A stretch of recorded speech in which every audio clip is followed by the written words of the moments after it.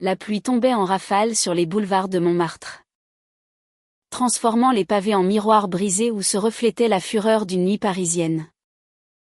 Émilie, 22 ans, serrait son badge arc-en-ciel contre sa poitrine ensanglantée, tandis que les rires gras des 2 policiers s'estompaient dans l'ombre.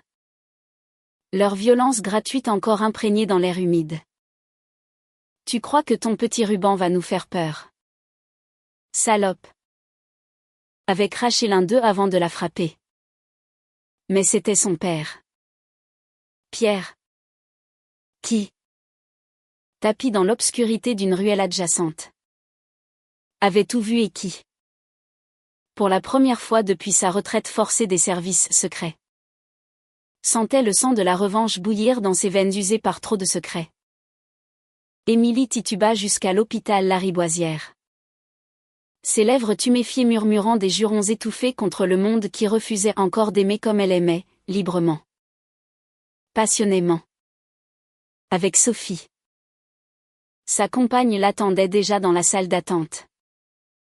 Les ongles enfoncés dans les paumes. Les yeux rougis par des heures d'angoisse depuis l'appel paniqué. Sophie. 24 ans. Barista dans un café du Marais où les drapeaux arc-en-ciel flottaient comme des promesses. Se précipita vers elle, enveloppant son corps frêle dans une étreinte qui sentait le café brûlé et les larmes salées. Mon amour. Qu'est-ce qu'ils t'ont fait ? Souffla-t-elle. Sa voix brisée par un sanglot qui résonnait comme un cri contre l'injustice. Émilie.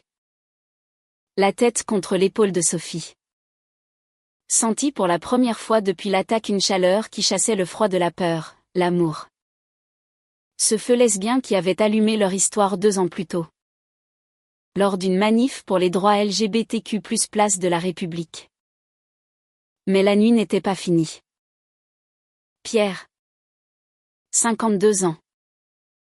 Ancien agent de la DGSI. Gara sa vieille Peugeot 206 devant l'hôpital. Ses mains tremblant sur le volant n'ont pas de peur, mais d'une rage contenue qu'il n'avait pas ressentie depuis ses missions en banlieue, où il avait démantelé des réseaux de haine sous couvert de la loi. Il avait élevé Émilie seule après la mort de sa mère dans un accident absurde sur la 6, lui apprenant à se battre pour ce qu'elle croyait, sans jamais imaginer que ce serait contre ceux qu'il avait jadis protégés. En entrant dans la chambre, il trouva sa fille endormie, Sophie veillant comme une lionne. Et son cœur se serra, cette gamine aux yeux verts, qui avait grandi en lisant Sartre et en dansant aux soirées queer du duplex, ne méritait pas ça. Je vais les faire payer, murmura-t-il à Sophie, qui hocha la tête, ses boucles blondes tombant comme un voile de deuil sur son visage pâle. Ensemble, ils formeraient un front inattendu, l'amour jeune et flamboyant contre la machine étatique. Le passé vengeur du père soutenant le présent brisé de sa fille. Le lendemain matin, sous un soleil timide qui perçait les nuages parisiens, Émilie refusa de porter plainte. À quoi bon ? Ils sont intouchables, lâcha-t-elle d'une voix rauque, en sirotant un thé trop sucré que Sophie lui avait préparé dans leur petit appartement du 11e arrondissement. Les murs étaient tapissés d'affiches de films de Céline Sciamma et de photos volées lors de leur voyage à la Pride de Lyon, où elles s'étaient embrassées sous les jets d'eau colorée, ignorant les regards hostiles. Sophie, originaire de Toulouse mais transplantée à Paris pour ses études d'art graphique, posa sa main sur celle d'Émilie. Un geste simple qui portait le poids de 1000 promesses. Ton père a raison. On ne peut pas laisser passer ça. Pour nous. Pour toutes celles qui marchent avec un badge comme une armure. Émilie hésita. Son esprit tourbillonnant entre la terreur de l'attaque, les coups de matraque sur ses côtes, les insultes homophobes crachées comme du venin et la flamme de leur amour, qui l'avait sauvé de l'adolescence solitaire dans les couloirs du lycée Henri IV. Pierre, de son côté, n'attendit pas. Retiré depuis 5 ans après une mission ratée en Syrie qui lui avait coûté un genou et une conscience hantée. Il fouilla ses vieux contacts dans les sous-sols de la préfecture de police. Assis dans un bistrot enfumé de Belleville. Face à un café noir et un cendrier imaginaire, il avait arrêté de fumer pour Émilie. Il appela Marc. Un ancien collègue toujours en poste. 2 flics de la BAC. Matricule 7482 et 3191. Ils ont tabassé ma gosse pour un badge. Trouve-moi tout, dossier. Plainte classée. Vice caché. Marc. Un quinquagénaire bedonnant au rire forcé. Hésita, Pierre. T'es out. Laisse la justice faire. Mais Pierre raccrocha. Ses yeux plissés fixant la tour Eiffel au loin. Symbole d'une France qu'il avait servi fidèlement. Jusqu'à ce qu'elle trahisse sa propre chair. Les jours suivants s'étirèrent en un mélange toxique de tendresse et de tourment. Émilie et Sophie. Pour échapper à l'ombre de l'hôpital. Se promenèrent le long de la Seine. Main dans la main. Évitant les regards des passants qui, à Paris, toléraient l'amour lesbien comme un tableau moderne, beau de loin. Mais scrutés de près. Elles s'arrêtèrent au pont des Arts. Où des cadenas rouillés murmuraient des amours éternels. Et Sophie, impulsivement, sortit un marqueur de son sac pour y graver E et S. Pour toujours. Émilie rit pour la première fois depuis l'attaque. Un rire cristallin qui fit fondre la glace autour de son cœur. Mais la nuit venue. Les cauchemars revenaient, les uniformes bleus. Les badges qui brillaient comme des lames. Et le sang sur son arc-en-ciel. Sophie la serrait alors plus fort. Leurs corps entrelacés dans un ballet de réconfort. Où chaque baiser effaçait un peu la haine. Ravivant le feu qui les avait unis lors d'une soirée au Wanderlust. Sous les lumières stroboscopiques et les beats électro. Pierre. Lui. Creusait. Ses recherches le menèrent à un dossier enterré, le flic au matricule 7482. Nommé Laurent Duval. 38 ans. Originaire de Marseille. Avait déjà été signalé pour brutalité lors des manifs des Gilets jaunes. Son partenaire. Karim Ben Ali. 42 ans. D'ascendance algérienne mais pur produit des banlieues parisiennes. Cachait un historique de plainte pour harcèlement sexuel classé sans suite. Pierre. Dans son atelier clandestin d'ancien agent, un sous-sol meublé de cartes topographiques et d'ordinateurs obsolètes. Assembla les pièces, photos volées. Témoignages anonymes glanés sur des forums sombres du dark web français. Ils paieront pour chaque coup. Se jura-t-il. En pensant à Émilie enfant. Courant dans les Tuileries avec une couronne de pâquerettes. Ignorant encore qu'elle aimerait les filles d'un amour si pur. La tension monta quand Émilie, encouragée par Sophie, décida de parler publiquement. Lors d'une assemblée queer au centre LGBT de Paris. Elle monta sur l'estrade. Son badge réparé épinglé comme un défi. Ils m'ont frappé non pas pour ce que j'ai fait, mais pour qui je suis, une lesbienne fière. Une Française qui aime qui elle veut. Les applaudissements fusèrent. Mais dehors. Duval et Ben Ali. En patrouille. Entendirent l'écho via un collègue mal intentionné. La petite pute parle trop. Grogna Duval. Son poing se serrant sur le volant de leur fourgonnette. Ben Ali. Plus calculateur. Haussa les épaules, laisse-la. Elle finira par se taire. Mais il sous-estimait le réseau qui se tissait autour d'Émilie. Sophie contacta des activistes de ACT UP. Pierre infiltra des informateurs dans la police. Un soir d'orage. Alors qu'Émilie et Sophie dînaient d'une ratatouille improvisée dans leur cuisine exiguë. Un appel de Pierre les fit blêmir. Ils sont en route. Ils savent que tu parles. La peur revint. Viscérale. Mais cette fois, elle se mua en détermination. Sophie, les yeux brillants, embrassa Émilie avec une urgence nouvelle. On les affronte ensemble. Ton père. Moi. Toi. Notre amour est plus fort que leur haine. Pierre arriva peu après. Armé non pas d'armes, mais de preuves, un enregistreur avec des aveux murmurés par un indique. Des vidéos de caméras de surveillance piratées. La revanche n'était plus personnelle. Elle devenait un cri pour la justice.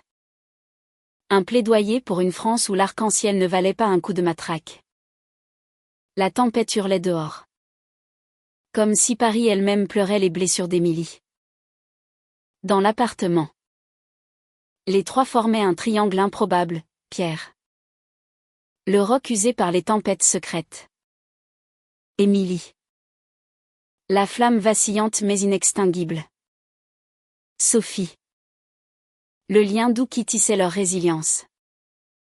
On ne fuit pas, déclara Pierre, déployant sur la table bancale ses cartes annotées des quartiers chauds de la capitale.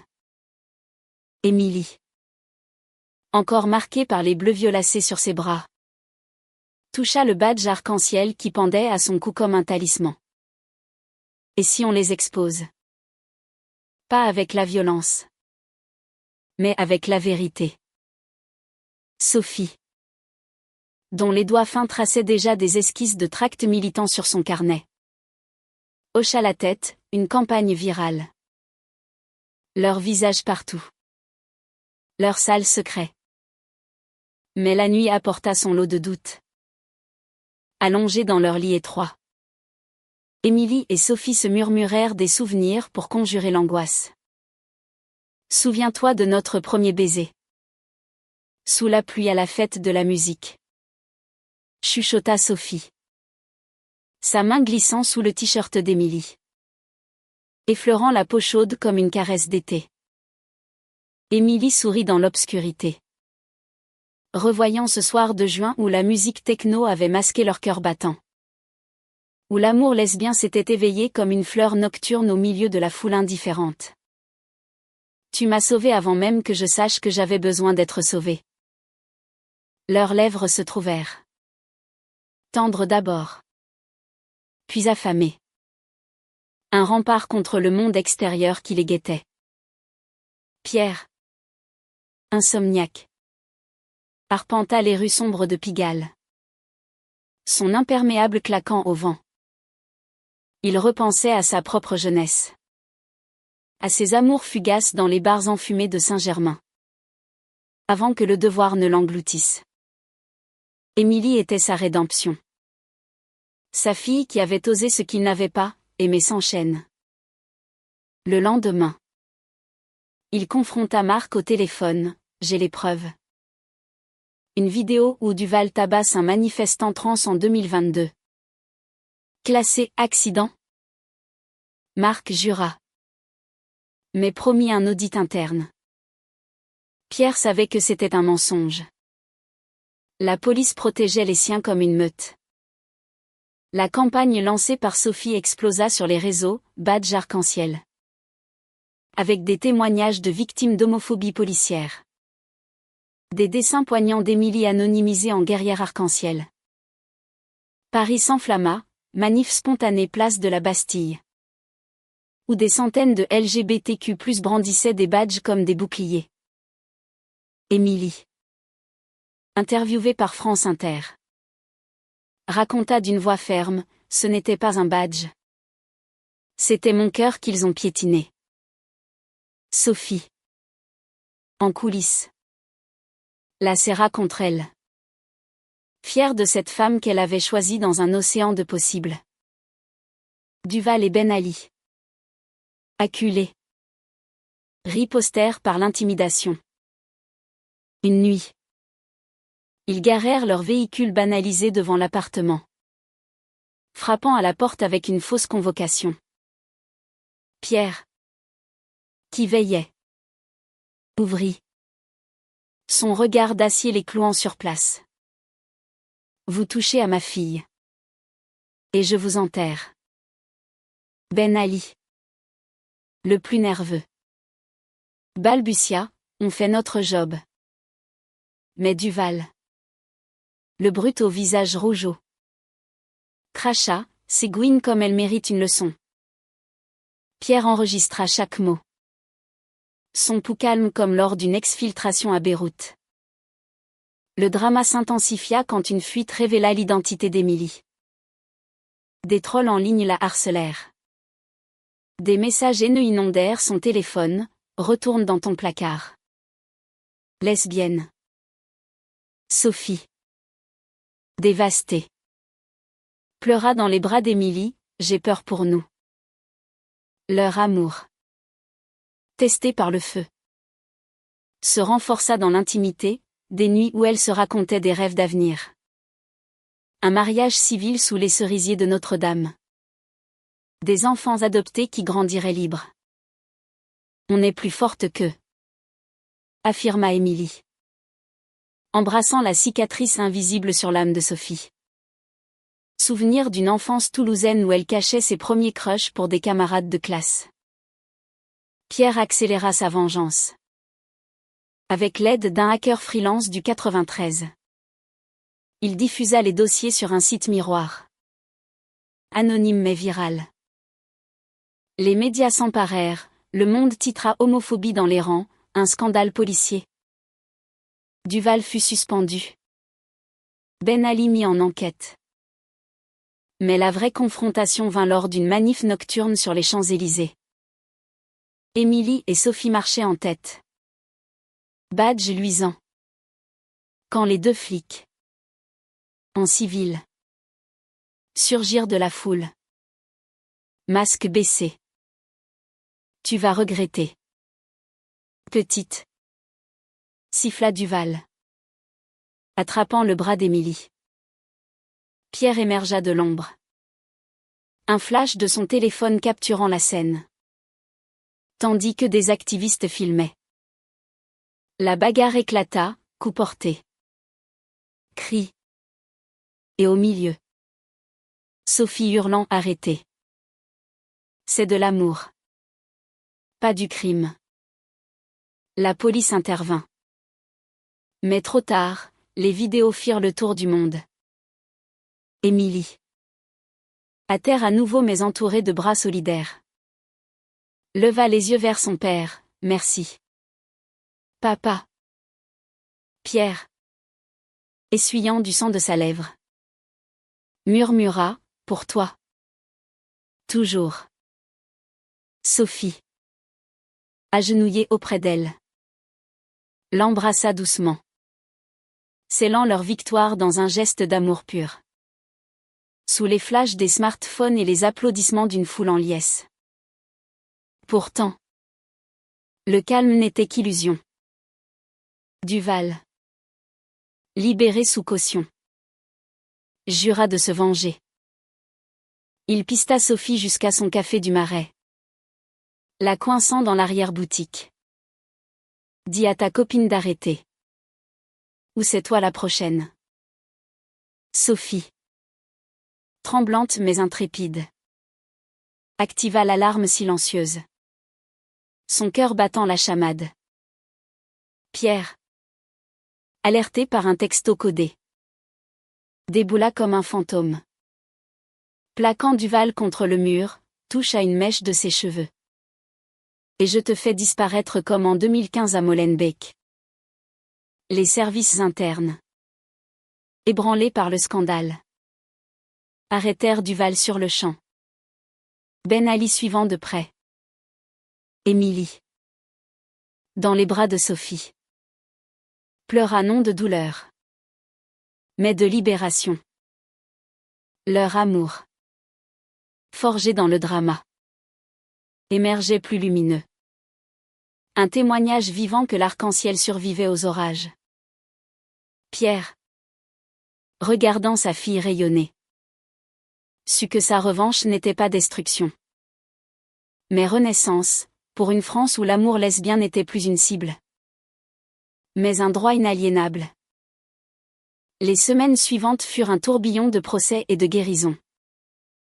Émilie, avec Sophie à ses côtés, témoigna devant un tribunal bondé du palais de justice. Sa voix résonnant dans la salle aux lambris sombres comme un appel à la conscience nationale. Ce badge n'est pas une provocation. C'est mon identité. Mon amour pour une femme qui me rend vivante. Duval, menotté, baissa les yeux. Son arrogance brisée par les preuves irréfutables. Ben Ali, plus taciturne, murmura des excuses forcées. Mais Émilie refusa de les accepter. La justice n'est pas dans les mots, mais dans les actes. Pierre, au fond de la salle, observa en silence. Son cœur gonflé d'une fierté qu'il n'avait jamais exprimée verbalement, mais que ses yeux trahissaient. Sophie, entre deux audiences, organisa une expo d'art queer dans une galerie du Sentier, où ses illustrations des arcs-en-ciel entrelacés de chaînes brisées capturèrent l'essence de leur combat. Émilie posa pour une toile centrale, nue mais puissante. Son corps marqué de cicatrices comme des médailles. C'est toi, ma muse, ma force, dit Sophie en peignant. Ses coups de pinceau aussi tendres que ses caresses nocturnes. Leur intimité s'approfondit, des matins paresseux où elle cuisinait des croissants maison, riant des brûlures au four, et des soirs où l'amour physique devenait un langage de guérison, explorant chaque courbe avec une dévotion sacrée. Pierre, quant à lui, affronta ses démons. Convoqué par ses anciens supérieurs à la DGSI. Il cracha la vérité: j'ai servi cette république. Et elle laisse ses gardiens tabasser des innocents pour un bout de tissu coloré. Le directeur, un homme aux tempes grisonnantes, offrit une médaille symbolique pour sa bravoure civique. Mais Pierre la refusa: garde-la pour ceux qui protègent vraiment. Au lieu de cela, il fonda une association discrète. Arc-en-ciel protégé. Reliant ex-flics repentis et victimes LGBTQ+. Un pont entre son passé et l'avenir d'Émilie. Le drama ressurgit quand une taupe au sein de la police fut une rumeur: Ben Ali, sous pression, menaçait de balancer des secrets sur Pierre pour se sauver. Une nuit, il appela Émilie: ton père cache des trucs de ses missions. Demande-lui pour l'affaire de 2018 à Calais. Émilie, blême, confronta Pierre dans leur salon encombré de dossiers. Papa, qu'est-ce que c'est? Pierre, assis dans son fauteuil usé, avoua enfin: une opération ratée où des migrants queer avaient été refoulés violemment. Un poids qu'il portait seul depuis des années. J'ai échoué, ma chérie. Mais toi, tu ne dois pas porter mes erreurs. Les larmes coulèrent. Père et fille s'enlaçant pour la première fois depuis l'enfance. Un pardon muet scellant leur lien. Sophie, témoin de cette vulnérabilité, organisa une retraite à la campagne normande, louant une maisonnette près d'Étretat pour 3 jours de paix. Là, sous les falaises blanches battues par les vagues, elles marchèrent pieds nus sur la plage. Émilie et Sophie se tenant la main tandis que Pierre ramassait des galets. Symbole de pierre non jetée. Le soir, autour d'un feu de camp, elles partagèrent des histoires. Sophie raconta son coming out à 16 ans, face à des parents conservateurs.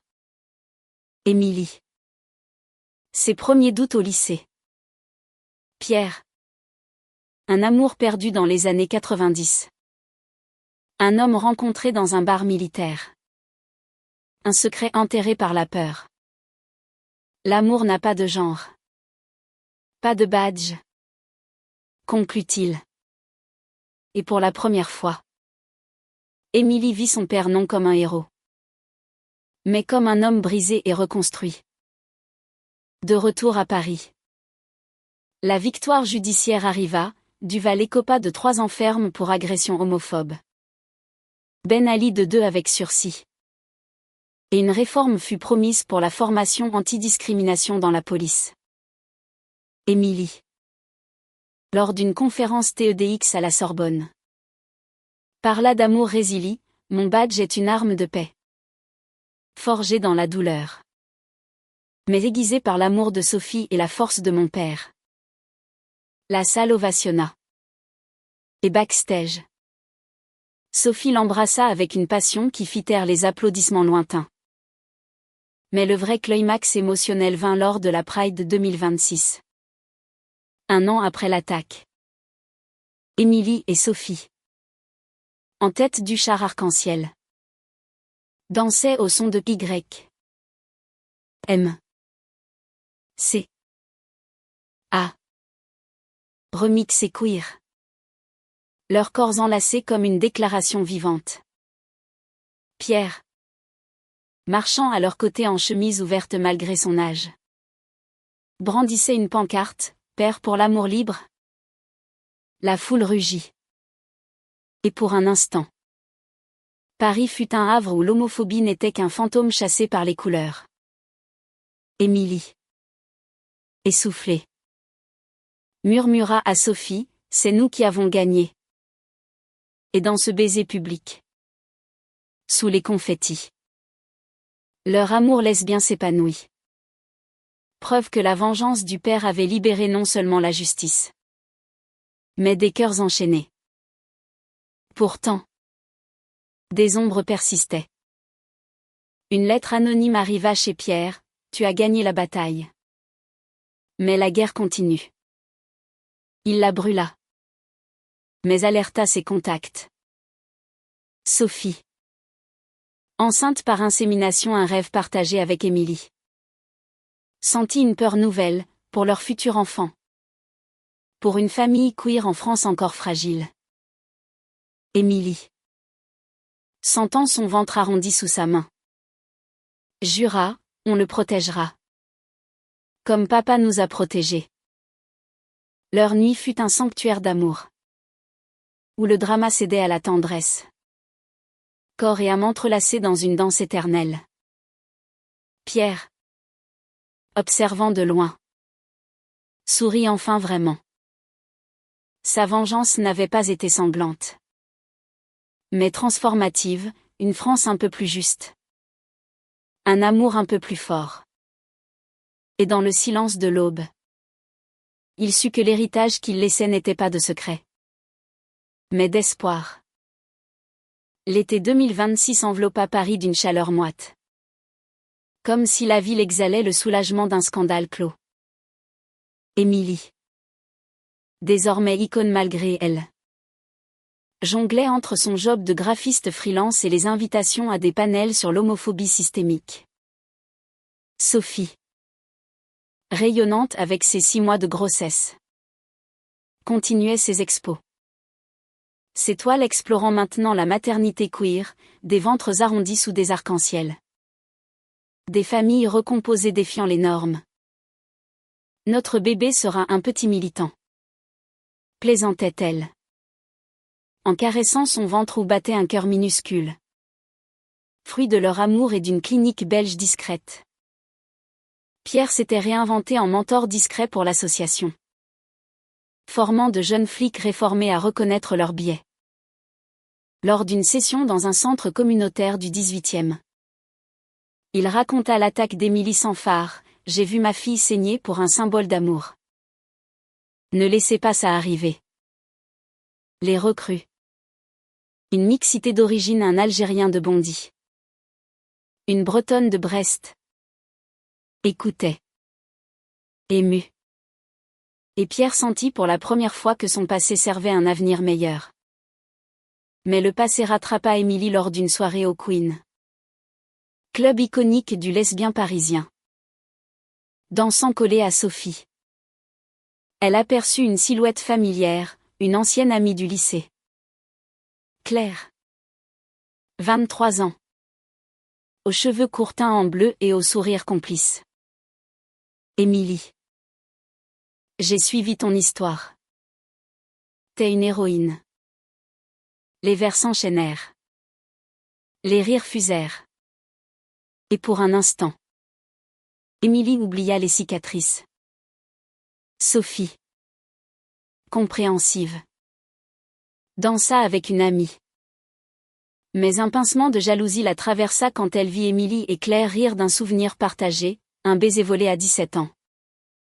Lors d'une fête clandestine. Le lendemain. La dispute éclata. Tu flirtes avec elle. Lança Sophie. Les hormones amplifiant sa vulnérabilité. Émilie.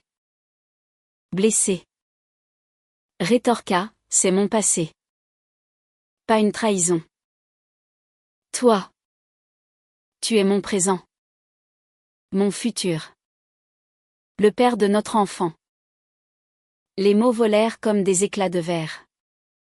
Et Sophie s'effondra en sanglots, j'ai peur de te perdre. Après tout ça. Pierre. Alerté par un appel larmoyant. Arriva avec des croissants et une sagesse paternelle, l'amour. C'est comme une mission, il faut faire confiance à l'équipe.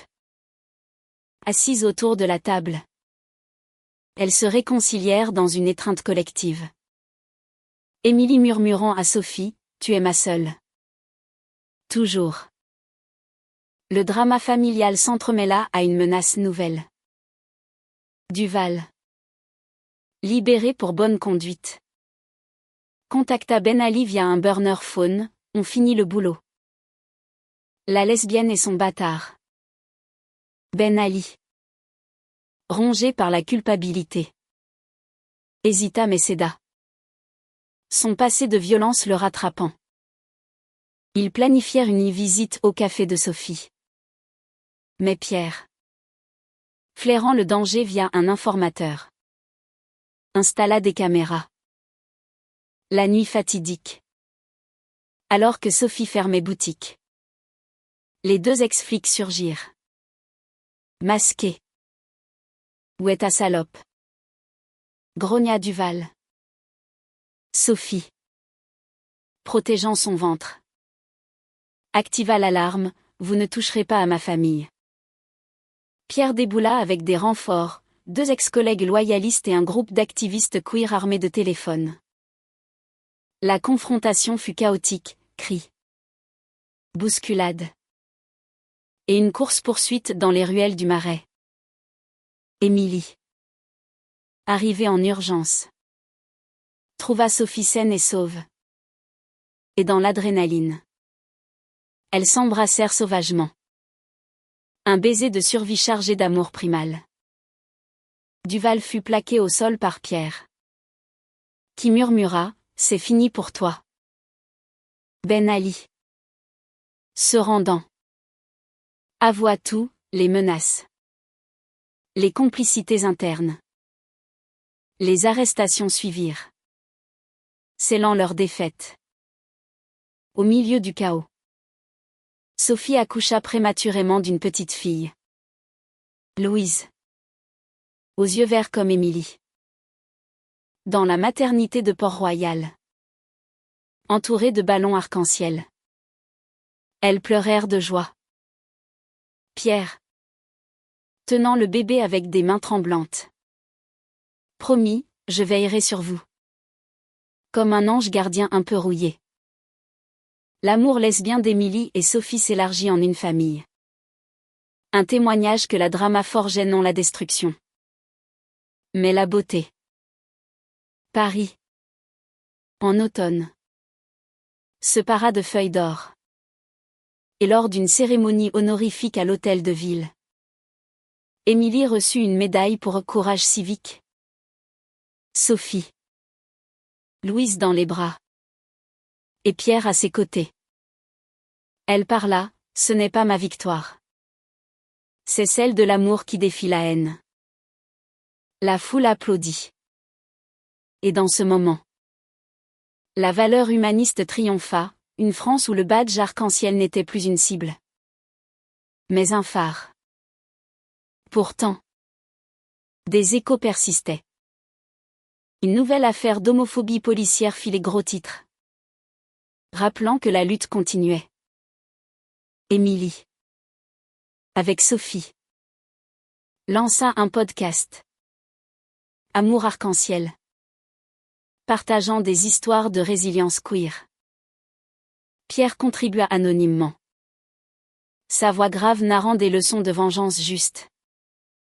Leur lien, trempé dans le feu, irradiait une lumière inextinguible. Louise grandit dans un cocon d'amour parisien. Ses premiers pas résonnant sur les parquets du Marais. Bercée par les chansons de Édith Piaf que Sophie fredonnait en cuisinant des quiches aux légumes du marché d'Aligre. Émilie, devenue maman poule, jonglait entre couches et campagnes en ligne. Son badge arc-en-ciel désormais un pendentif qu'elle passait au cou de sa fille comme un héritage. Pour que tu saches que l'amour est multicolore, murmurait-elle en l'abordant. Tandis que Sophie, de l'autre côté du lit, dessinait des rêves sur le mur avec des crayons de couleur.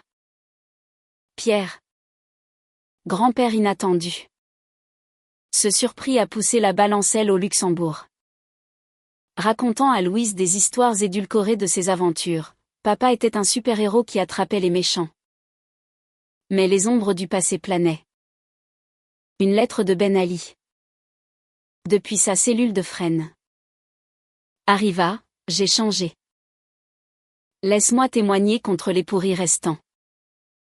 Pierre, méfiant, rencontra l'homme dans une salle de parloir grise. Sous l'œil indifférent des gardiens. Ben Ali. Vieilli de 10 ans en 2. Avoue, ta fille m'a fait voir ma laideur. Aide-moi à réparer. Ce fut le début d'une alliance improbable, Ben Ali devint informateur pour l'association de Pierre. Dénonçant des réseaux internes d'homophobie. Le nouveau drama surgit lors d'un voyage en Bretagne. Chez la famille de Sophie à Quiberon. Les parents. Traditionnalistes mais adoucis par la naissance de Louise. Accueillir Émilie avec une prudence guindée. On est heureuse pour vous, dit la mère. Mais le dîner tourna au vinaigre quand l'oncle, un retraité bourru, lâcha 2 femmes. Un enfant. C'est contre nature. Sophie explosa, c'est de l'amour. Pas une expérience. Émilie, protégeant Louise des éclats, sortit sous la pluie battante. Le cœur serré.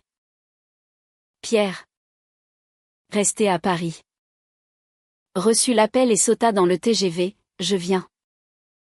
Arrivé au milieu de la nuit. Il affronta l'oncle dans la cuisine enfumée, j'ai vu des horreurs en service. Des familles déchirées par la haine. Ne sois pas ce monstre.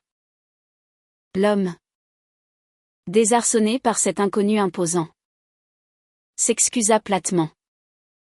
Le lendemain, une promenade sur la plage scella la paix, Sophie et Émilie, main dans la main, marchant avec Louise qui ramassait des coquillages. Pierre fermant la marche comme un garde du corps bienveillant. La famille. C'est ce qu'on choisit, dit Sophie, embrassant Émilie salée par les embruns. Leur amour un phare dans la tempête familiale. De retour. Une opportunité se présenta, une série documentaire sur France 2. Vengeance arc-en-ciel. Basée sur leur histoire. Émilie et Sophie tournèrent des scènes intimes, recréant l'attaque avec des acteurs. Mais le vrai défi fut pour Pierre, filmé ses aveux sur ses missions passées. Y compris celle de Calais où il avait fermé les yeux sur des brutalités contre des réfugiés LGBTQ+. J'étais complice. Confia-t-il à la caméra. Les larmes coulant pour la première fois. Le montage final. Diffusé un soir de prime time. Toucha des millions, des appels affluèrent à l'association. Des dons. Des histoires partagées. Mais la romance d'Émilie et Sophie s'enflamma à nouveau lors d'un week-end à Avignon. Festival en vue. Dans une chambre d'hôtel au volet clos. Elles célébrèrent leur anniversaire de rencontre avec une bouteille de rosé provençal et des caresses languides. Tu es ma révolution, murmura Émilie, traçant des motifs arc-en-ciel sur la peau de Sophie avec ses lèvres. Leur nuit fut un feu d'artifice sensuel, où le drama cédait à l'extase. Corps fusionnés dans une danse lesbienne de pure connexion. Pierre, seul ce soir-là, appela une vieille flamme. Un ex-agent lesbien qu'il avait connu dans les années 80. Peut-être qu'il est temps pour moi d'aimer à nouveau. Confia-t-il. Leur dîner au Procope fut timide. Mais prometteur, rire partagé sur des missions folles. Mains effleurées sur la nappe blanche. Émilie, apprenant la nouvelle, taquina son père, à ton tour d'arborer un badge. Papa. Le climax vint avec une menace globale, un groupuscule d'extrême droite. Inspiré par l'affaire. Organisa une contre-manif anti-LGBTQ+ place de la Concorde. Émilie, Sophie et Pierre s'y rendirent. Louise gardée par une tante solidaire. Face à des slogans haineux. Émilie grimpa sur une estrade improvisée, votre peur est notre force. La police. Réformée. Protégea la contre-manif queer qui grossit. Pierre. Repérant un leader masqué un ancien collègue corrompu. Le neutralisa discrètement. Murmurant, pour Émilie. L'événement se solda par des arrestations. Et la presse titra « Victoire de l'amour sur la haine ». Dans l'après-coup. Sophie proposa à Émilie lors d'un pique-nique au bois de Boulogne, « Épouse-moi ». Pas pour la loi. Mais pour nous. Le « oui » fut scellé par un baiser sous les chênes centenaires. Pierre officiant comme témoin ému. Leur mariage. Une cérémonie laïque au Père-Lachaise. Réunit amis. Activistes et repentis. Un festin de fromage et de vin célébrant l'amour queer. Pierre. Dans son toast. Leva son verre, à la vengeance qui guérit. À l'amour qui libère. Et comme Louise babillait joyeusement. La famille sut que leur histoire. Tissée de drama et de tendresse. Illuminait un chemin pour d'autres. Les années s'écoulèrent comme la Seine. Paisible en surface mais tourbillonnante en profondeur. Louise. À 5 ans. Dessinait des familles arc-en-ciel à l'école maternelle du Marais. Fière de ses 2 mamans et de son papy aventurier. Émilie. Auteur d'un best-seller sur son agression au badge de sang. Voyageait pour des conférences. Mais rentrait toujours à temps pour les dîners familiaux. Où Sophie concoctait des bouillabaisse inspirées de ses racines toulousaines. Leur amour, mûri par les épreuves, était un quotidien de rire et de passion, des matins où Émilie réveillait Sophie avec des baisers traîtres. Des soirs où elle dansait nue sur du jazz de Biron. Pierre. En couple stable avec sa compagne lesbienne. Claire oui. La même du Queen. Promue avocate des droits queer. Avait transformé son sous-sol en QG high-tech pour l'association. Maintenant nationale. Arc-en-ciel protégé, comptait des milliers de membres. Et Ben Ali. Sorti de prison. y travaillait comme coordinateur. Sa rédemption un pilier du récit. Lors d'un gala à l'opéra, Pierre reçut un prix humanitaire. Et dans son discours, il cita Émilie, « Ma fille m'a appris que la vraie force est dans le cœur. Pas dans le badge ou le gun. » Mais le drama ne dormait jamais. Une affaire similaire éclata à Lyon, une ado lesbienne tabassée par des flics pour un kissing. Émilie, contactée par la famille, sauta dans le train avec Sophie, laissant Louise à Pierre. À Lyon, elles marchèrent en manif avec la jeune victime. Camille, 19 ans. Aux dreads multicolores et au regard brisé. C'est comme si c'était hier, confia Émilie, serrant la main de Camille. Sophie organisa une veillée artistique. Ses toiles projetées sur les murs de la Pardieu. Et Pierre envoya des preuves compilées pour accélérer l'enquête. La nuit, dans un hôtel rhône-alpin, Émilie et Sophie retrouvèrent leur intimité. « Tu es mon encre », souffla Émilie, ses mains explorant le corps familier de Sophie avec une urgence renouvelée. Leur amour physique, un rituel sacré, effaça la fatigue du combat. Fusion charnelle sous les draps humides de sueur et de désirs lesbiens inaltérés. De retour à Paris, Pierre affronta une crise personnelle, un cancer précoce au poumon. Vestige de ses années fumeurs. Je ne veux pas que vous sachiez, grogna-t-il au diagnostic. Mais Claire le força à confesser. Émilie, apprenant la nouvelle, s'effondra dans les bras de Sophie, pas lui. Pas maintenant. La famille se mobilisa, chimio-financée par des dons de l'assaut. Louise dessinant des cartes guérit vite. Papy.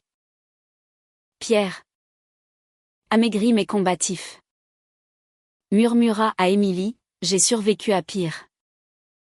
Et toi?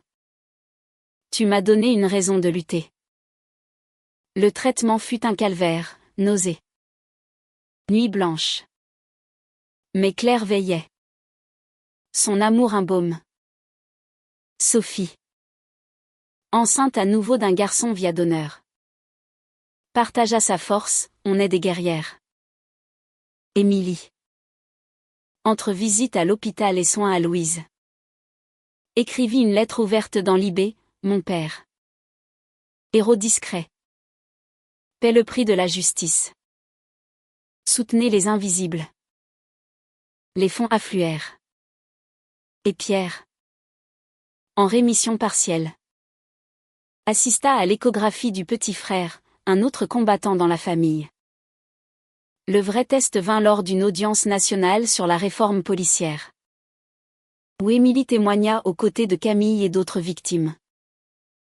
Face à des ministres guindés, elle lâcha, « Votre loi est belle sur papier. Mais sur le pavé, elle saigne. » Sophie, dans le public avec les enfants, applaudit farouchement. Pierre, en chaise roulante temporaire, leva le poing, symbole de victoire imminente. La réforme passa, formation obligatoire. Badges anti-homophobie pour les flics. Lors de la fête célébrant ça au Zénith, Émilie et Sophie dansèrent avec Louise et le bébé Noah sur des beats électro. Pierre valsant avec Claire. On a changé le monde. Un peu, dit Émilie, embrassant Sophie sous les lasers colorés. Leur amour un vortex de joie. Pourtant, une ombre, Duval, en semi-liberté, envoya une menace codée via un allié. Pierre, flairant le coup, orchestra une surveillance. La confrontation finale eut lieu dans un parc isolé de Vincennes, Duval, armé d'un couteau, attaqua Claire pour atteindre Pierre. Mais l'ex-agent, guéri et alerte, le désarma d'un mouvement fluide appris en formation. C'est terminé, dit-il, tandis que les sirènes hurlaient.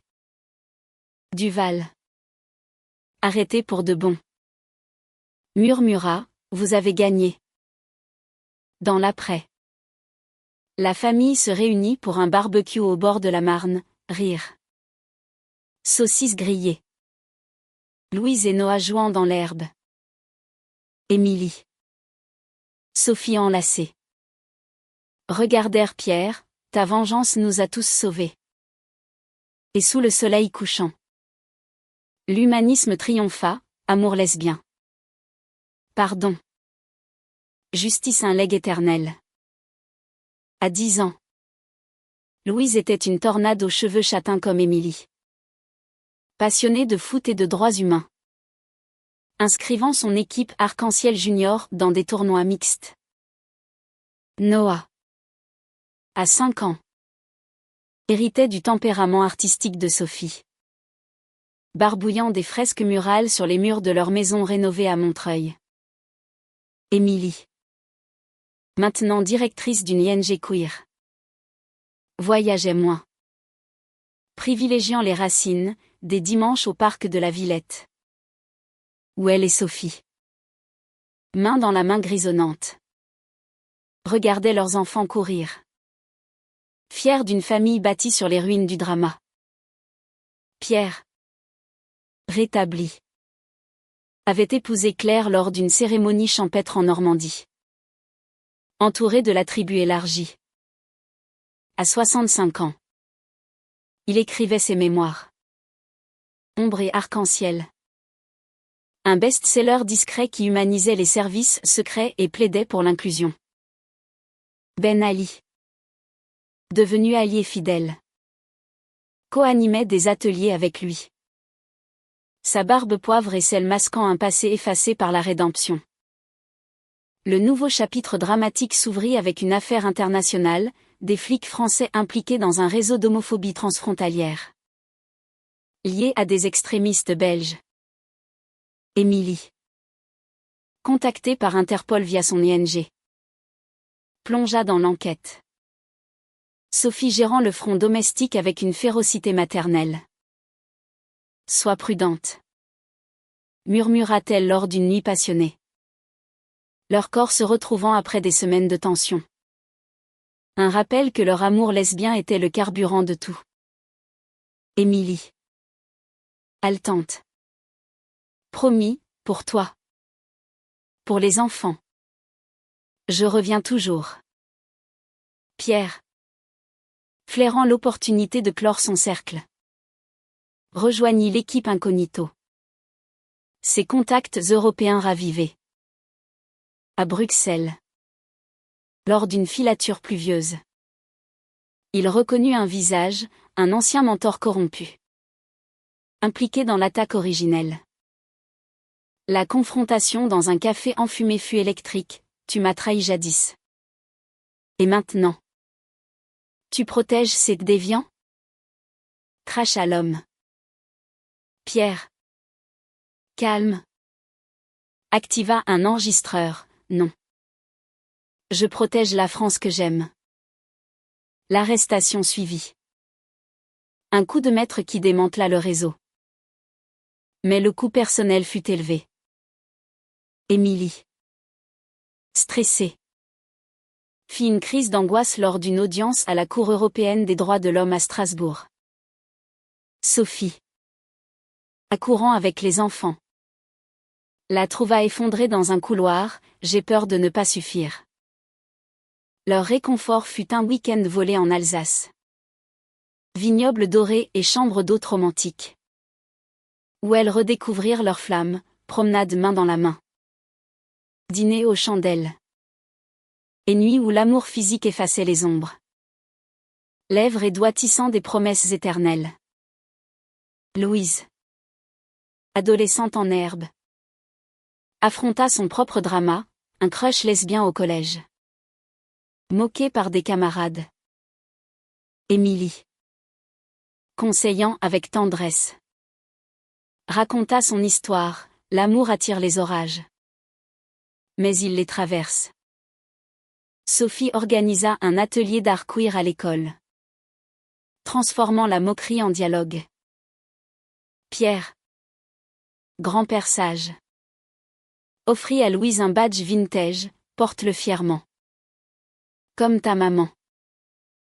Le climax familial survint lors d'un anniversaire surprise pour les 20 ans de leur rencontre, une croisière sur la Seine. Orchestre live et feux d'artifice.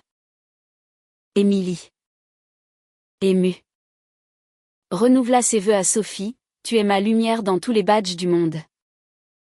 Pierre, toastant avec Claire, ajouta, à la vengeance qui a enfanté cette joie. Les enfants, dansant, incarnèrent l'avenir, queer. Unis. Invincibles. Pourtant, une dernière ombre, une maladie rare frappa Claire, testant la résilience de Pierre. Émilie et Sophie soutinrent, organisant des collectes. Et lors des visites à l'hôpital, leur amour familial brilla, câlin collectif. Histoire lue à voix haute. Claire guérit partiellement. Et Pierre, renforcé, lança un fonds pour les conjoints de premiers répondants.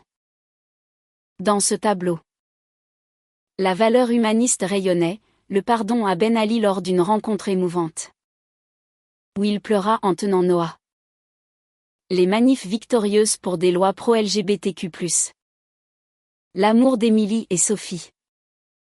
Un phare pour Louise et Noah. Pierre, regardant la tour Eiffel scintiller, sut que sa revanche avait semé des graines d'éternité. 20 ans après l'attaque, Paris avait changé, des statues arc-en-ciel ornaient les places. Des cours d'école enseignaient l'inclusion queer dès le berceau.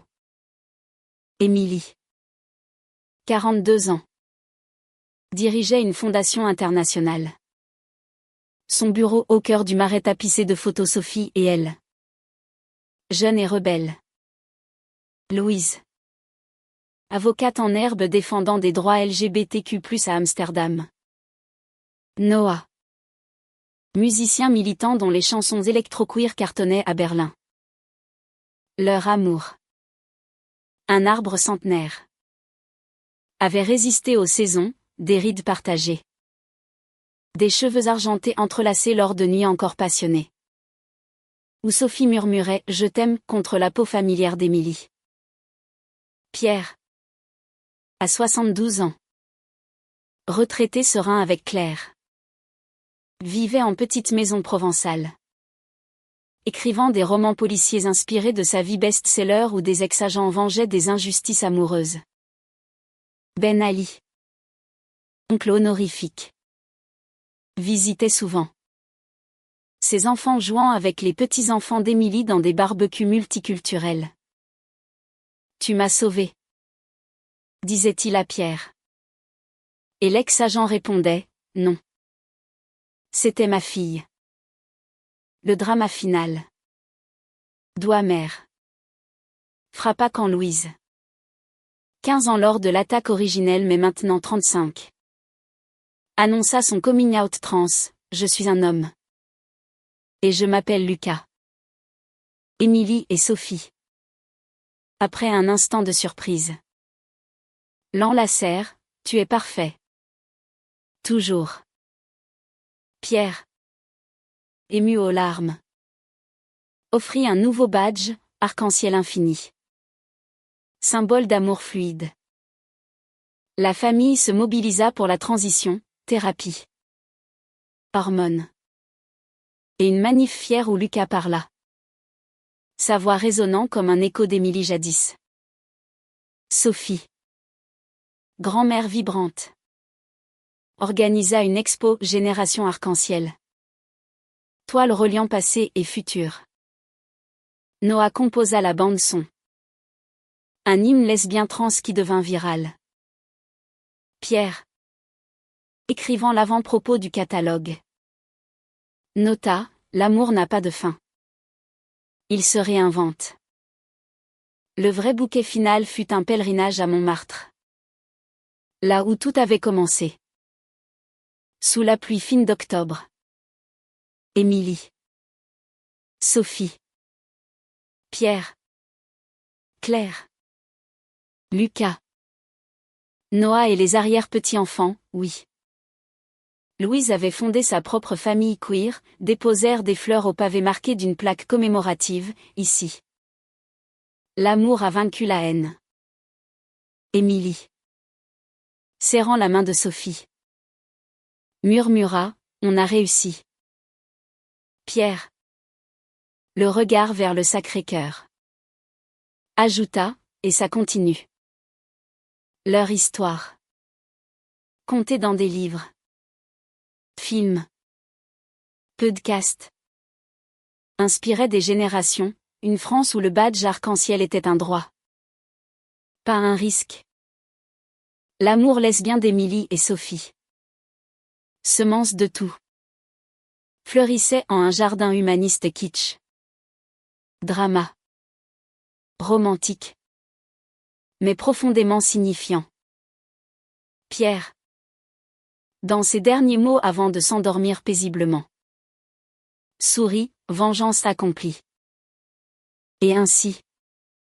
Sous les étoiles parisiennes. L'arc-en-ciel éternel brilla.